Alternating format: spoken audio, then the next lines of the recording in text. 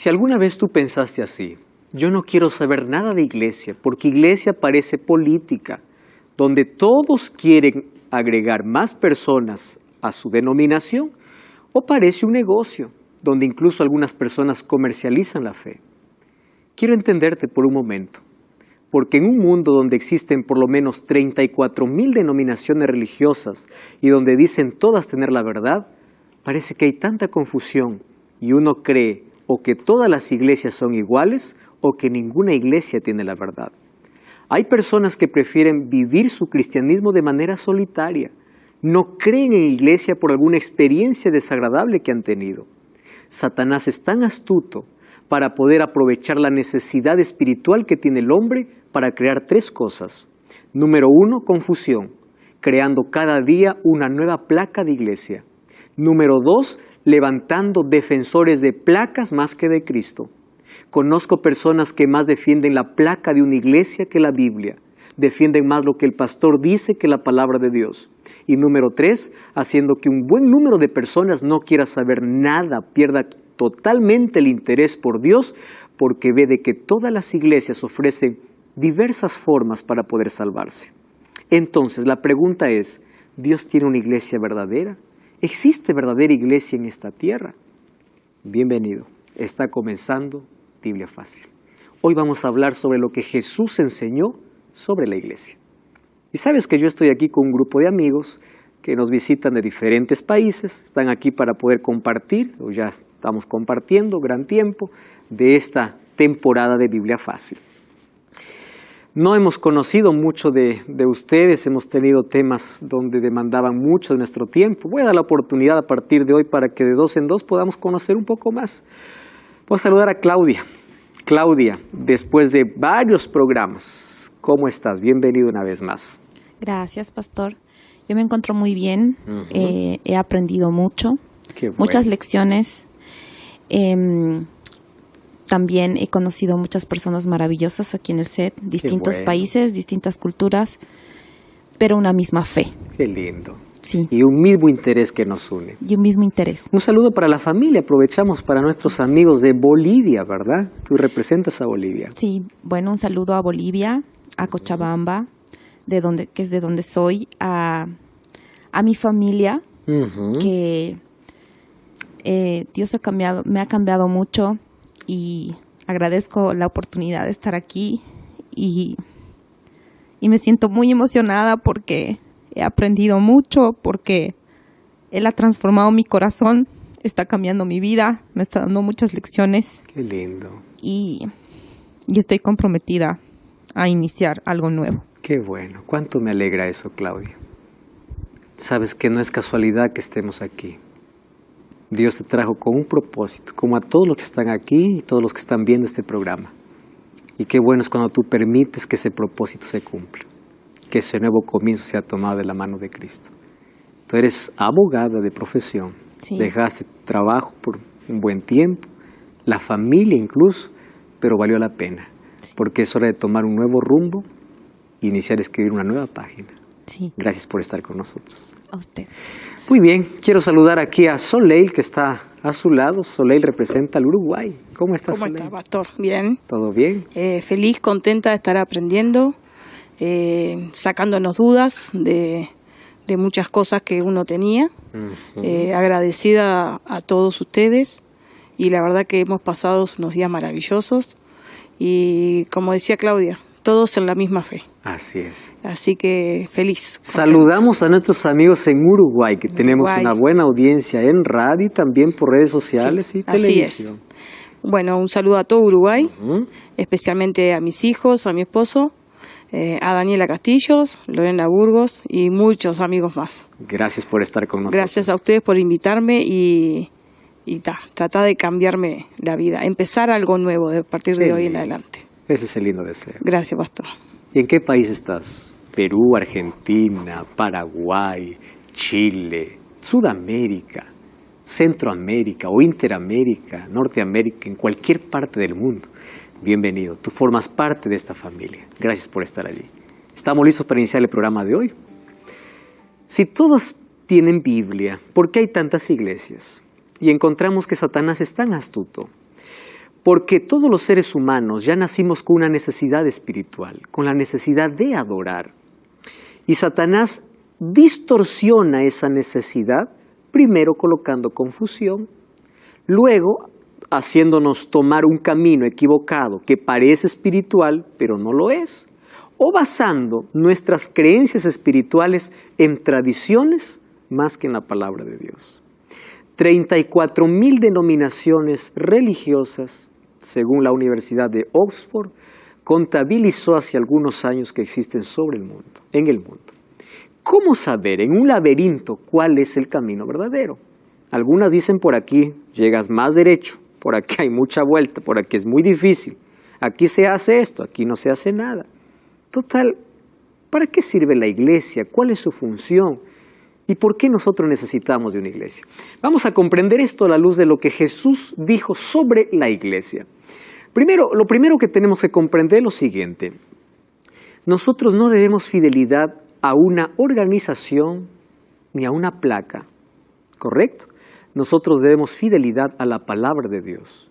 Lamentablemente yo conozco a muchos rehenes espirituales, pastores que prohíben a sus miembros o cambiarse de iglesia o conocer más la verdad, o cuando le discuten o preguntan algo, ellos ya empiezan a contradecirlos de una manera ruda.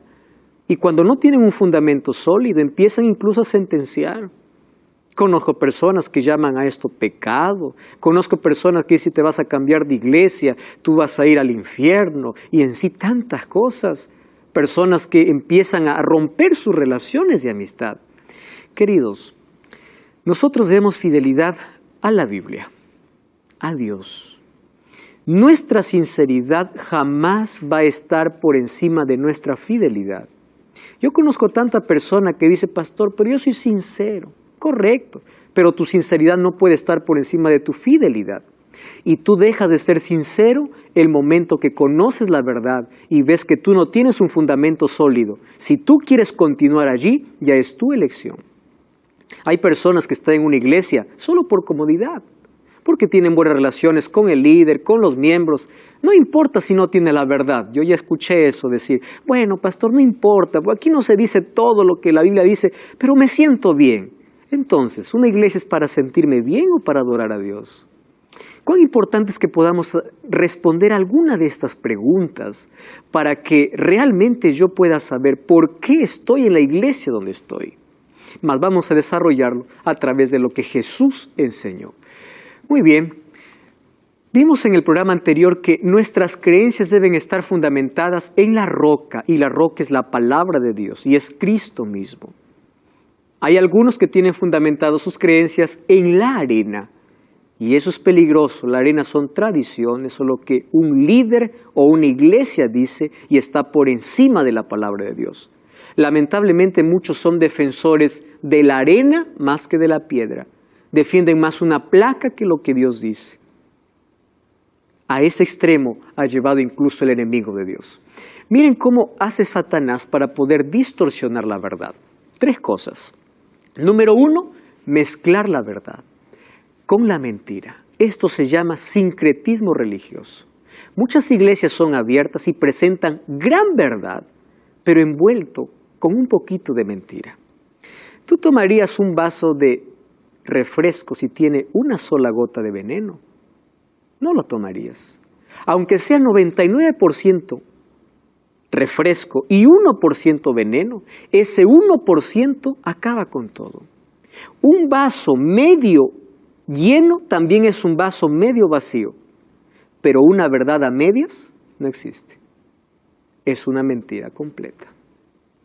Entonces, el sincretismo religioso ha llevado a exponer incluso la Biblia, sin embargo, separarse de la Biblia y mezclar con tradiciones humanas. Hay personas que leen la Biblia, pero empiezan a explicar cosas o descontextualizadas o mezcladas con algunas tradiciones. Sincretismo religioso. Número 2, ha llevado a rechazar la verdad. Personas que dicen la verdad absoluta no existe. ¿Eso cómo se llama? Relativismo. Cada uno tiene su propia verdad. Lo que yo creo es lo que yo creo. Lo que tú crees, lo que tú crees, pero no existe una verdad absoluta. La Biblia dice que sí existe y la verdad absoluta es Cristo. La verdad absoluta es la Biblia. Yo soy el camino, yo soy la verdad y yo soy la vida, dijo Jesús. Existe una verdad por la cual nosotros debemos guiarnos. Y número 3, verdad incompleta. Existen muchos lugares donde se presenta solo parte de la verdad, pero no toda la verdad. ¿Por qué no toda la verdad? Porque muchas veces la verdad no es popular. Algunos tienen miedo, por ejemplo, tocar el libro de Daniel, el libro de Apocalipsis, porque choca mucho con algunas de las creencias que ellos están practicando. Ahora, nosotros debemos creer en una verdad completa, en aquello que está en todas las Sagradas Escrituras, desde el Génesis hasta el Apocalipsis. Entonces, Dios a la persona sincera nunca lo deja en la media verdad. Coloca su luz y lo saca de la media verdad a una verdad completa. Y si es sincero y leal, Él va a dejar su media verdad y va a aceptar la verdad completa. Finalmente, la vida cristiana es una vida de constante crecimiento y aprendizaje. Maribel. ¿Cómo saber si es una iglesia es la verdadera? Te adelantas impresionantemente a cosas que vamos a hablar en el programa y te agradezco por esa pregunta, Maribel. La Biblia no presenta el nombre de una iglesia, pero sí presenta características que tiene la iglesia. Y esas características vamos a ver hoy en el programa. ¿De acuerdo? Esas características. Muy bien. En el Antiguo Testamento, ser parte del pueblo de Dios significaba pertenecer al pueblo de Israel. Dios hizo una promesa a Abraham, esa promesa fue trasladada para Isaac, esa promesa fue trasladada para Jacob, y de Jacob vienen las 12 tribus de Israel. Dios lo eligió por gracia, no porque solamente ellos tendrían la salvación. Dios los eligió para que ellos pudiesen guardar la verdad y ser testimonio y luz para todas las naciones, y todas las naciones pudiesen conocer la verdad a través de ellos. Entonces Dios eligió un pueblo. ¿Quién fue en el Antiguo Testamento? El pueblo de Israel. Solo que Dios les entregó su verdad, su bendición, para que esa verdad y bendición pueda atraer a todas las naciones. Dios no solamente estaba interesado en la salvación de Israel, Dios estaba interesado en la salvación de todos. ¿Se acuerdan cuando Dios envió a Nínive a un profeta? Nínive no formaba parte del pueblo de Israel, era una ciudad pagana. Dios estaba interesado en la salvación de toda la humanidad, pero Él siempre tuvo un pueblo. Y ese pueblo era el encargado de poder guardar esa verdad, proclamar esa verdad y ser de bendición para los demás. Entonces, ser parte del pueblo de Israel era o significaba formar parte del pueblo de Dios.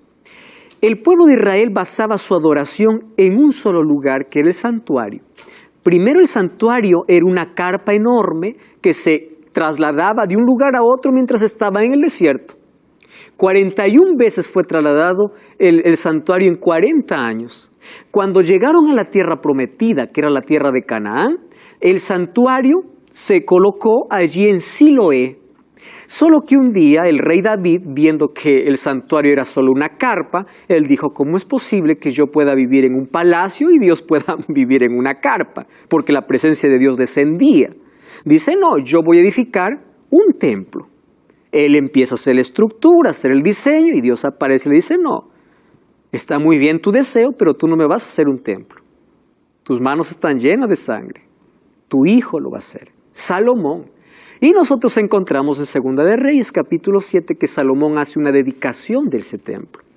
El templo de Salomón fue el más precioso, el orgullo de todo judío era el templo, lleno de oro. Era el monumento más especial y el centro de adoración, ¿dónde estaba? En el templo. Ahí se celebraban los sacrificios, ahí una cortina dividía el lugar santo, el lugar santísimo. Sin embargo, en el año 586 a.C., Nabucodonosor, rey de Babilonia, vino y destruyó el templo. Ahora, ese templo fue reconstruido nuevamente. ¿Por quién? Fue reconstruido, allí encontramos a Zorobabel reconstruyendo el templo. Y luego también encontramos a Herodes reconstruyendo el templo.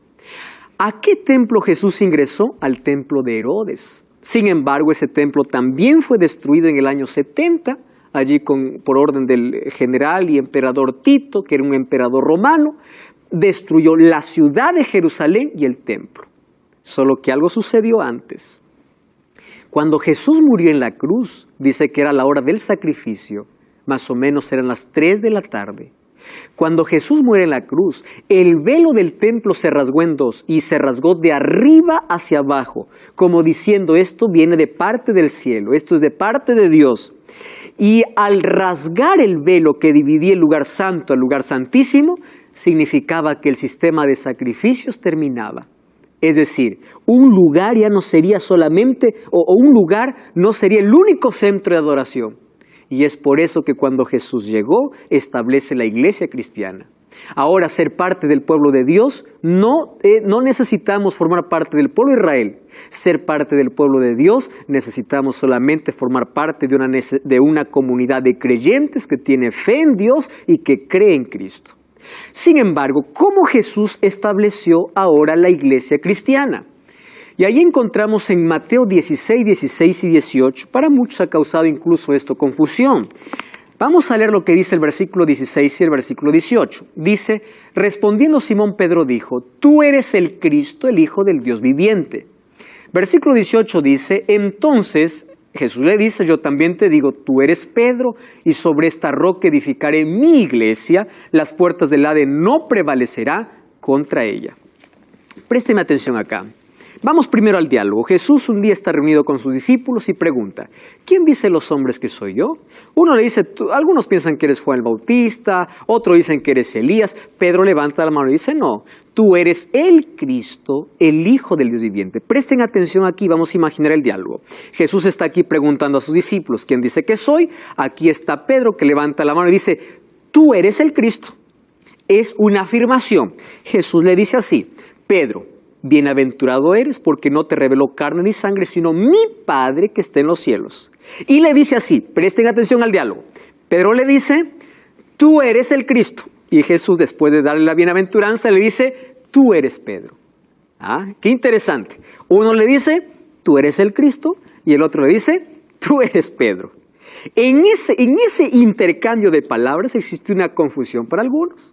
Porque allí Jesús une la palabra, tú eres Pedro, y sobre esta roca edificaré mi iglesia. Entonces algunos piensan, Jesús edificó su iglesia sobre Pedro. Y es por eso que en el siglo IV empezó la creencia, recién en ese siglo, de que Pedro fue el primer papa. Y que Dios colocó sobre él su iglesia. Esperemos un momento allí y vamos a reflexionar. Nosotros tenemos que ir para el original, para comprender mejor incluso este asunto. La palabra Pedro en el griego es Petros. Y la palabra piedra es Petra. Es parecido a nuestro español. La palabra Petros y Petra es todo lo que nosotros tenemos que comprender. ¿Qué significa Petros? Petros significa pequeña piedra. ¿Qué significa Petra? Petra significa roca.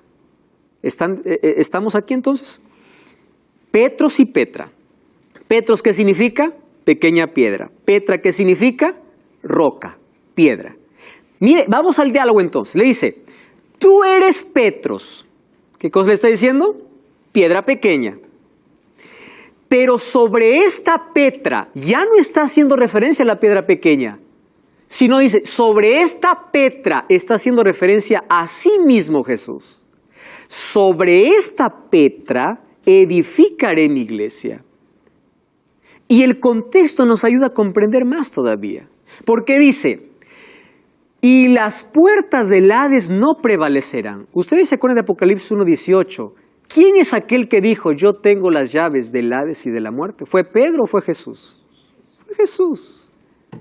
Jesús estaba haciendo referencia a sí mismo. Si Pedro le dice, tú eres el Cristo, entonces Jesús le dice, tú eres Pedro, y sobre esta piedra, haciendo referencia al mismo, edificaré mi iglesia. Otra cosa. No, pastor, pero la Biblia dice, te daré las llaves. Entonces Pedro tiene las llaves. ¿Escucharon ustedes eso, verdad? ¿Qué significa llaves en profecía? Autoridad. Y cuando Jesús le dice, te daré las llaves, le está diciendo, te daré autoridad. Pero la autoridad era ¿para qué? Para anunciar el Evangelio. Y esa autoridad o esas llaves que no fueron entregados de manera literal a Pedro, sino a toda la iglesia, pero por el diálogo ahora le dice a Pedro, te daré las llaves, ¿qué significa? Que él sería el responsable incluso de abrir la puerta del Evangelio para que el Evangelio pueda diseminarse en todo el mundo. Ustedes se acuerdan, ¿quién predicó en el Pentecostés? Pedro. Y cuando Pedro predicó y todos empezaron a hablar en lenguas, ¿cuántas personas se arrepintieron? 3,000. En otras palabras, Pedro, ¿qué cosa está haciendo? Abriendo la llave. O tiene la llave y está abriendo la puerta para que el Evangelio no solamente pueda ser para los judíos, sino también ¿para quién? Para los gentiles. Entonces, el fundador de la iglesia es Cristo. Mire, incluso en la primera reunión que tuvo la iglesia cristiana, ni siquiera Pedro fue el presidente, fue Jacobo. Entonces, en Hechos capítulo 15 menciona eso. ¿Qué significa? Que si Dios le hubiese dicho a Pedro, tú eres el papa y sobre ti edificaré mi iglesia, entonces los discípulos hubiesen reconocido a él como la autoridad máxima. Pero cuando vamos a Hechos 15, él no es la autoridad máxima, eligen a otro. Entonces los discípulos comprendieron que no estaba fundando sobre Pedro la iglesia, sino el fundamento, ¿quién era? Era Cristo mismo. Entonces el original griego nos ayuda a comprender, tú eres Petros, pero sobre esta Petra edificaré mi iglesia, no sobre una piedra pequeña. Además dice las puertas del Hades no prevalecerán. Pedro ni siquiera pudo vencer la tentación, ni siquiera pudo vencer, ¿cómo va a vencer el Hades o la muerte? Está haciendo referencia aquí a Cristo. Ahora, ¿qué dice Pablo sobre el fundamento de la iglesia? Miren lo que dice Efesios 2, 19 al 21. Ya no sois extranjeros ni advenedizos, sino conciudadanos de los santos, miembros de la familia de Dios, edificando sobre el fundamento de, ojo, apóstoles y profetas, siendo la principal piedra, ¿quién? Jesucristo. El apóstol Pablo está siendo claro, el mayor teólogo del Nuevo Testamento, en quien todo el edificio bien coordinado va creciendo para ser el templo del Señor. Entonces, Cristo fundó su iglesia sobre él mismo, pero todos los demás llegamos a ser ¿qué cosa? Petros, piedras pequeñas. ¿Correcto? Todos somos piedras pequeñas. En la base está Cristo como la piedra principal y está en el fundamento, ¿quién es más? Los apóstoles representando a la iglesia las 12 tribus de Israel representando a la iglesia en el Antiguo Testamento y los apóstoles representando a su iglesia en el Nuevo Testamento. Por eso dice apóstoles y profetas. Aquí está haciendo referencia a un pueblo que Dios tiene durante toda la historia. Ahora, ¿cuál es el deseo de Cristo para su iglesia? Esto es impresionante. Partiendo de aquí, vamos a ver cuál es la iglesia que Dios tiene. Primero vamos a analizar cuál es la iglesia que Dios quiere, anhela o desea. Dice así, Efesios 5:27, a fin de presentársela a sí mismo una iglesia gloriosa. ¡Wow! ¿Qué más? Que no tuviese mancha ni arruga, ni cosa semejante, sino que fuese santa y sin mancha. Cuando vamos al libro de Apocalipsis, capítulo 6 en adelante, vamos a encontrar que la iglesia cristiana está dividida en 7 periodos. El primer sello es un caballo blanco. ¿Saben qué significa blanco? Pureza. La iglesia cristiana cuando inició, ¿quiénes eran los miembros de la iglesia? Los apóstoles. Y ellos siguieron el ejemplo de Jesús, predicaron, impactaron a todo el mundo. 12 hombres dieron su propia vida para llevar el evangelio. Era una iglesia pura y los primeros cristianos preferían dar su vida antes que renunciar a su fe. En la historia encontramos cómo los emperadores y los grandes coliseos romanos eran llenados de gente cada semana para ver cristianos muriendo. Ustedes saben que el coliseo romano fue construido incluso por mismos cristianos, ¿cómo es que fueron tomados como esclavos? Y en el día que inauguraron el coliseo romano, mataron 5,000 cristianos. Los coliseos estaban llenos de sangre. ¿Por qué mataban a los cristianos? Porque el ser cristiano en el primer siglo no era como hoy que tenemos libertad de ser cristiano. Era una amenaza para el imperio, porque un cristiano reconocía a Jesús como su Salvador y el imperio quería que reconozcas al emperador como Dios. Y entre otras cosas. Entonces, esta gente daba su propia vida por mantener, ¿qué cosa? La pureza de la iglesia. Luego aparece un caballo color rojo. ¿A qué representa? Ese caballo color rojo representa la sangre de los mártires. Tertuliano decía, mientras más cristianos morían, más cristianos se levantaba. La sangre de ellos era como semilla. Ellos no negociaban su fe. Sin embargo, aparece otra escena, un caballo negro. ¿Cuándo aparece? En el año 313 terminan las persecuciones para los cristianos. ¿Saben quién termina la persecución para los cristianos? Un emperador llamado Constantino. Firma el edicto de Milán. Y este emperador, por interés político, se convierte supuestamente de paganismo a cristianismo. Y dijo, a partir de ahora, no más persecución para los cristianos. Y es allí donde la iglesia empezó a negociar su fe. En lugar de cristianizar al mundo, la iglesia pura y cristiana se paganizó. Aquella iglesia pura se manchó. ¿Por qué se manchó? Porque a partir de esa alianza, estamos de regreso. Esta es Biblia Fácil y en mis manos tengo el curso bíblico Enseñanzas de Jesús. Aquí están todos los temas que estamos desarrollando en esta temporada.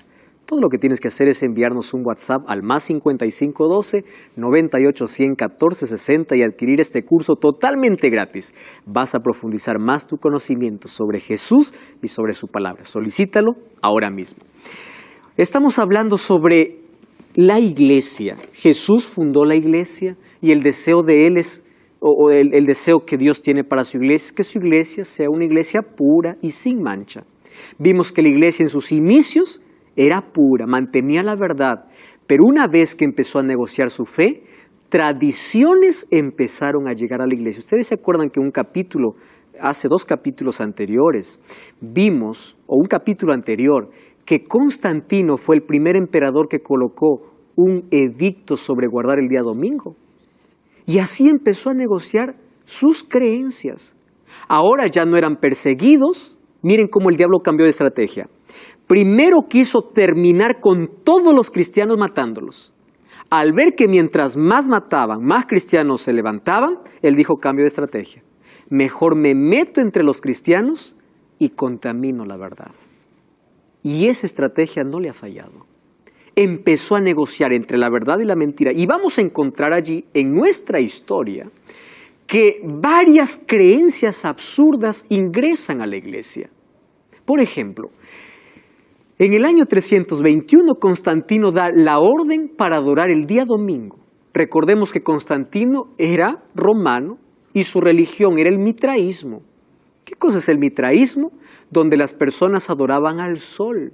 ¿Y en qué día se adoraba al sol? En el día domingo. Por eso es que en su edicto dice que todos cierren sus talleres, que nadie pueda trabajar en el venerable día del sol. Un decreto imperial luego se convirtió en un decreto religioso. Y así se introdujo un falso día de adoración dentro de la iglesia cristiana. En el año 364, en el concilio de la Odisea, ahora se convierte un edicto imperial en un edicto religioso, porque allí se aprueba que de toda la iglesia tiene que guardar el día domingo. ¿Bajo la excusa de qué? De que Cristo es el sol de justicia o porque Cristo resucitó el domingo. Cuando la Biblia dice que nosotros celebramos la resurrección de Cristo, no guardando el domingo. Según Romanos 6, 1 al 4, es mediante el bautismo. Así como Cristo murió y resucitó, nosotros morimos y resucitamos mediante el bautismo. Es la manera como se celebra la resurrección de Cristo. ¿Qué otra tradición entró? En el año 370 comienza el culto a todos los santos. ¿Esto de dónde viene? Viene del paganismo. Mientras los romanos tenían muchos dioses para adorar, la iglesia adopta no dioses, sino santos. Cambia dioses por santos e incluso anula el segundo mandamiento cuando dice no te harás imágenes. Miren cómo la iglesia empieza a mancharse y vive una etapa de oscuridad. En el año 400 empieza la oración por los muertos. Ya aquí está fuerte la doctrina de la inmortalidad del alma, que ya lo hemos hablado aquí.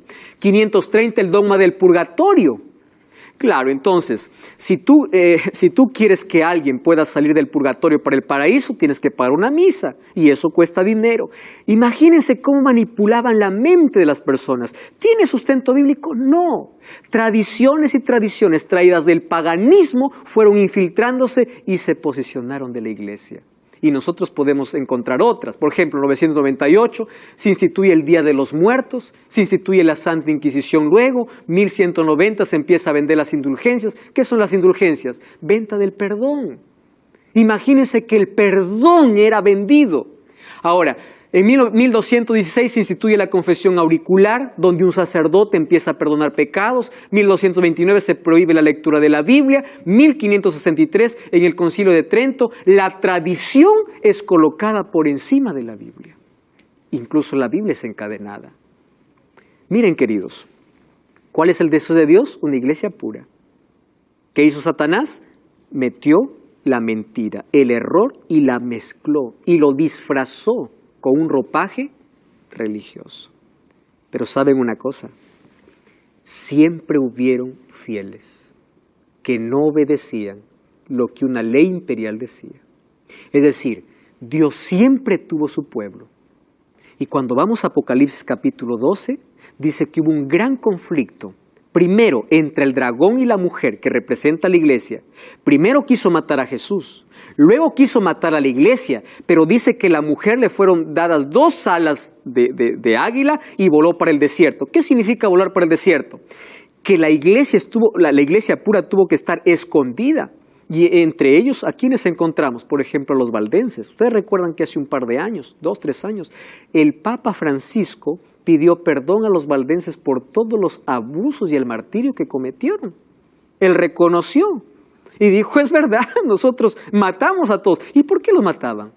Porque los llamaban herejes. ¿Y quién era un hereje? Aquel que no obedecía la voz del Papa. Era un hereje. ¿Y para qué establecieron la Santa Inquisición? Para desaparecer a todos los herejes. Ahora, miles de cristianos dieron su propia vida. La historia está manchada con sangre de cristianos que defendieron la verdad. Ahora, la Biblia dice que el pueblo estaría escondido por 1260 años. Si revisamos la historia, desde la ascensión del poder papal hasta la prisión del Papa Pío VI, hay exactamente 1260 años. ¿Cuándo fue la ascensión? Desde el año 533, Justiniano ya empieza a dar una orden de que el obispo es la cabeza de todas las iglesias. ¿Pero por qué a partir de ese año? Porque en el año 476, cuando Roma era un solo imperio, cae. ¿Cae por qué? Porque 10 tribus invaden todo el imperio. Odoacro, un jefe de las tribus, de esas 10 tribus, vence a Rómulo Augusto, que es el último emperador romano. Y cuando el emperador sale de la silla, ¿quién se sienta en la silla? El obispo, que después es llamado ¿de qué? De papa. A partir del año 538, cuando el papa, el sistema papal, empieza a destruir a 3 tribus que no están a su favor, empieza entonces una hegemonía. Y sumen 538 más 1260 da 1798, exactamente como la profecía decía. ¿Qué sucede en 1798? El Papa Pío VI, mientras estaba celebrando su ceremonia de coronación en la Capilla Sixtina, es encarcelado por Napoleón Bonaparte y el general Berthier. Y Pío VI es llevado a la cárcel y pierde todos sus derechos y su poder. Eso la Biblia lo llama una herida mortal, pero Apocalipsis 13 dice que de esa herida será sanada y toda la tierra se maravillará. Porque es verdad que tuvo una herida, pero hoy ya no tiene más herida, fue sanada. Porque en 1829 Mussolini le entrega toda la tierra que hoy forma el Vaticano. Por eso hoy es un Estado, aparte de ser un poder religioso. Eso está en la historia y en la profecía. Ahora, después de 1260 años que la iglesia sufrió por estar en el desierto, Dios tenía que traerlo nuevamente al escenario mundial. Y es por eso que vemos que en el año de 1517 aparece un monje agustiniano llamado Martín Lutero. ¿Quién fue Martín Lutero? Un monje. Un monje que se dio cuenta que la venta de indulgencias o de perdón no estaba de acuerdo a la Biblia porque él tenía acceso a la Biblia, aunque era prohibida para el pueblo. Y basó su fe en Romanos 1:16. El justo por la fe vivirá. No me avergüenzo del Evangelio porque es poder de Dios. Y él dijo, ¿por qué nosotros estamos practicando todo esto si la Biblia dice que la salvación es por fe? Y un 31 de octubre del año 1517, cuando hoy se celebra Halloween, miren cómo es Satanás de astuto para distraer de aquellas cosas que realmente interesan. Martín Lutero colocó un 31 de octubre en el monasterio de Wittenberg 95 tesis sobre la justificación por la fe. ¿Qué hizo el Papa? Lo excomulgó, pero a partir de allí inició una reforma protestante. ¿Por qué protestante? Porque protestaron contra los abusos que la Iglesia hacía. ¿Correcto? Sin embargo, Dios tenía que traer la Iglesia del desierto, ¿a dónde? Nuevamente para el escenario mundial.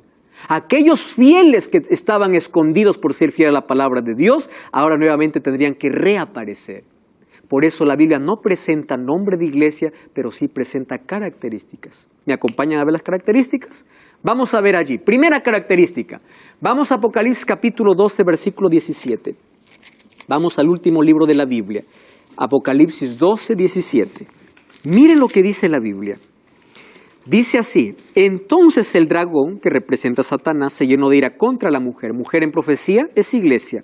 Se fue a hacer guerra contra el resto de la descendencia de ella, contra los que guardan los mandamientos de Dios y tienen, ¿qué cosa? El testimonio de Jesús. ¿A qué llama pueblo de Dios? A un resto. ¿Qué cosa es resto? A un pequeño grupo.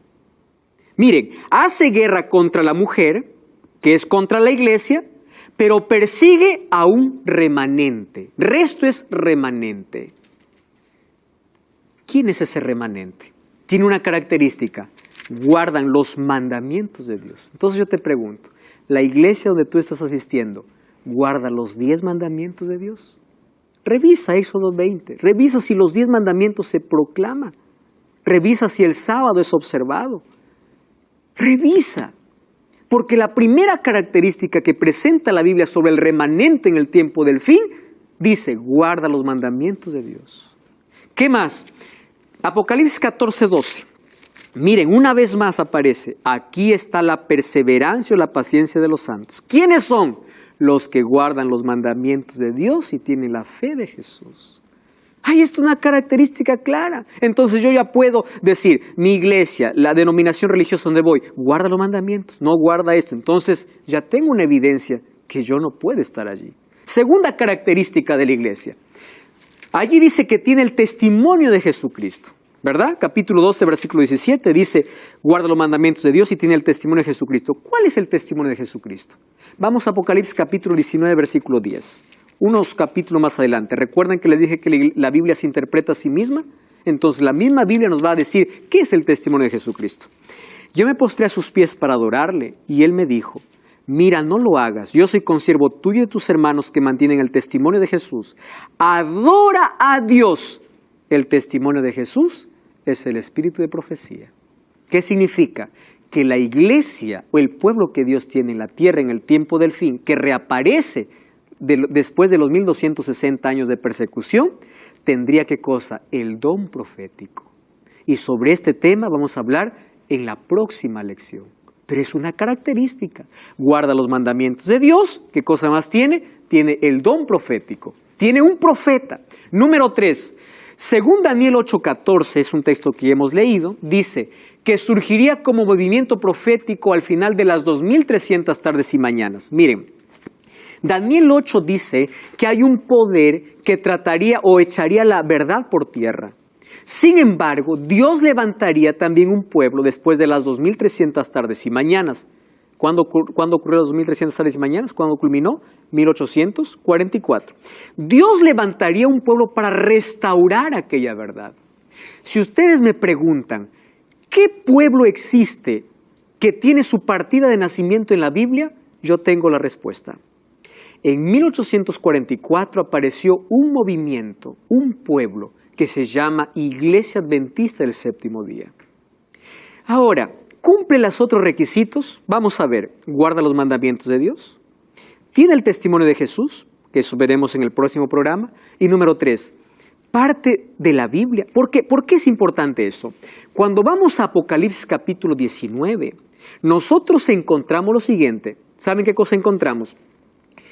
Que el pueblo de Dios o la iglesia incluso en sus inicios pasaría por un momento desagradable o un chasco. ¿Basado en qué? Juan recibió un librito para poder comer y dice que era dulce al paladar y amargaba el vientre. Representaba aquello que ocurriría tiempo después con el pueblo que surgiría.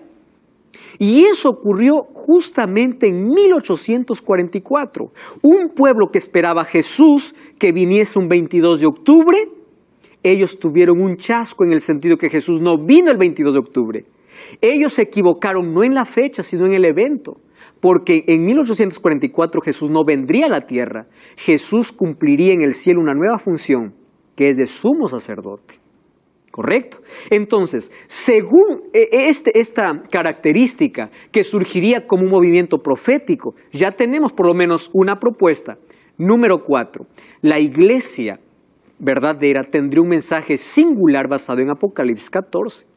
Cuando vamos a Apocalipsis 14 vamos a encontrar que no todas las iglesias proclaman esa verdad.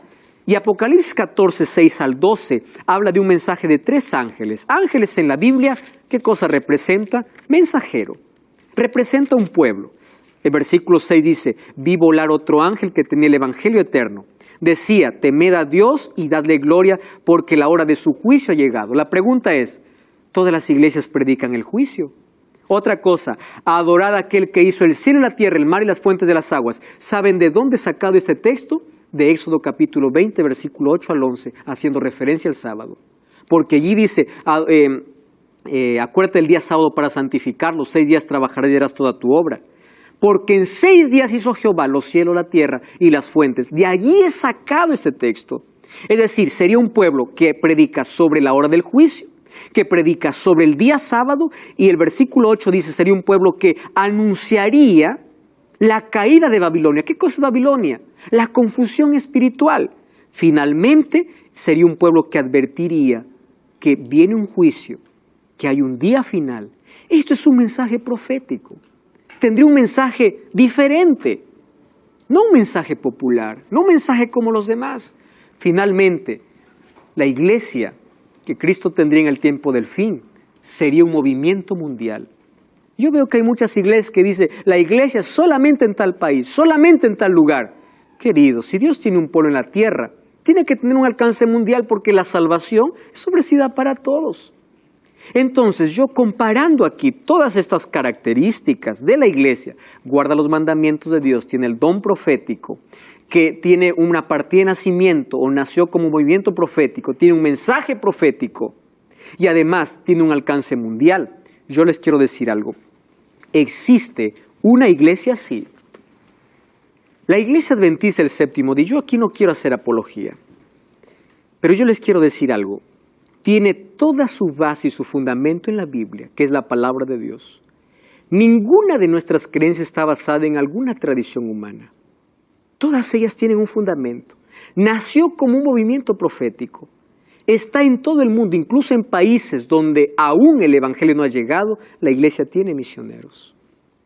Tiene un alcance mundial. Tiene una verdad diferente a los demás, sí, porque predicamos un mensaje que no es popular. Ahora eso quiere decir que la iglesia